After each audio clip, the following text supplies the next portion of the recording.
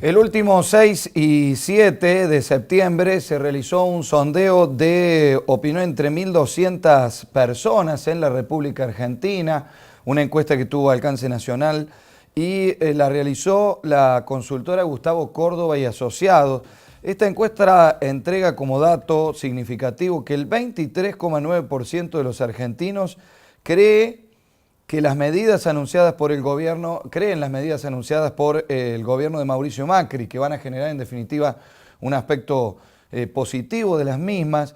Como contrapartida, el 55,1% de la población considera que no van a mejorar el estado de la economía y el 21% no sabe, no contesta. Estamos en contacto con Gustavo Córdoba, justamente a quien mucho le agradecemos que nos haya recibido vía Skype. Gustavo, Julián Colombo lo saluda, ¿cómo le va?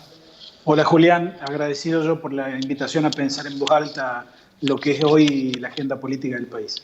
Bueno, hay una serie de informes que ha entregado su consultora y los sondeos en definitiva que ustedes han realizado. ¿Cómo encuentran en definitiva esta última encuesta en relación también con las últimas que también venían mostrando un deterioro de la imagen positiva del presidente?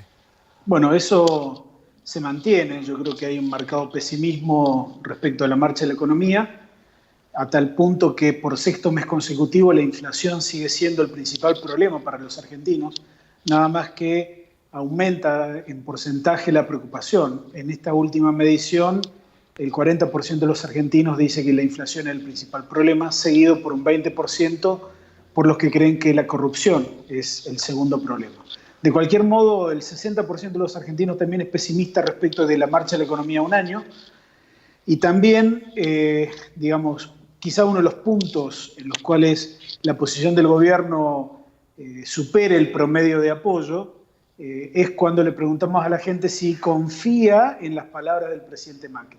Y ahí prácticamente hemos observado que el 40% de los argentinos confía totalmente o en algo, ¿no?, en la palabra presidencial. El problema es el contexto, el problema es que las medidas por ahí están generando un impacto muy negativo en la mayoría de los hogares argentinos y la crítica va por ese lado, ¿no? Es decir, quieren creer, pero en la diaria, en lo que es el pago de los servicios, el tema de comer, el tema de llegar a fin de mes, me parece que en la mayoría de los hogares argentinos hoy hay mucha dificultad.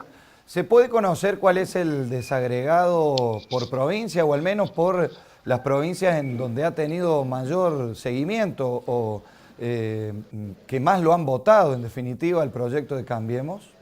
Esta es una encuesta nacional de 1.200 casos, la hemos hecho en todo el país, con todas las provincias. Para que te des una idea, Córdoba pesa aproximadamente el 9% en esa muestra.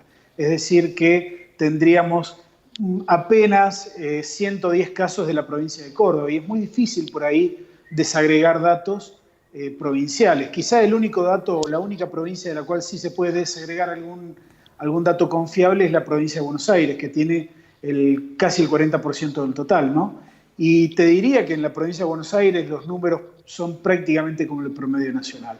Ha aumentado la calificación negativa del presidente, ha aumentado también el impacto negativo que ha tenido el tema cuadernos, por ejemplo, en Cristina Fernández, con lo cual te diría, es muy difícil ver que alguien saque provecho, ya sea oficialista u opositor, de esta circunstancia que estamos atravesando, de esta crisis, ¿no?, que estamos atravesando. De cualquier manera, un poco este estudio nos está ayudando a entender por qué se pone a la imagen del presidente, que muchas veces se lo expone a dar los principales comunicados, aun cuando en aquel primer mensaje que dio el dólar lo mismo siguió subiendo semanas atrás, ¿no? Bueno, yo creo que ahí ha habido un cambio de actitud por parte del gobierno. Me parece que han abandonado la idea de este vocero único que o era Macri o era Marcos Peña.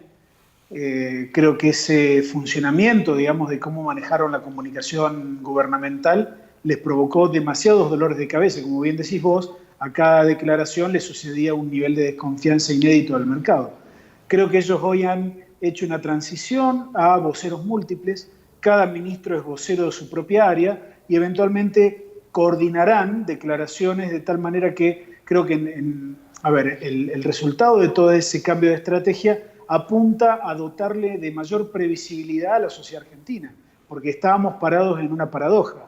La sociedad argentina hoy racionalmente sabe que espera una crisis realmente de alto impacto y todavía no tiene conocimiento de cuál va a ser la profundidad ni cuáles son las medidas que el gobierno está proponiendo para salir de esta crisis. Entonces, bienvenido sea la idea de que haya una descentralización de vocerías dentro del gobierno.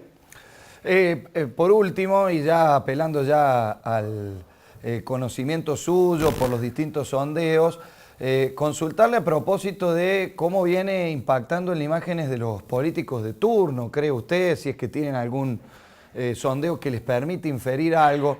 Digo porque muchas veces en medio de la crisis, quien está al mando, ya sea de los estados provinciales o más abajo, terminan teniendo que actuar porque es la primera puerta que se toca. ¿Hay alguien que se está viendo especialmente perjudicado o beneficiado por estas situaciones que está mostrando el gobierno nacional? No. Hoy te diría, es más, los únicos que especulan electoralmente son los políticos. La sociedad está mucho más enfocada en amortiguar el impacto de la crisis. De cualquier manera, sí se puede ver que en términos de especulación, ¿no?, lo que reina en términos de posicionamiento electoral es un altísimo grado de incertidumbre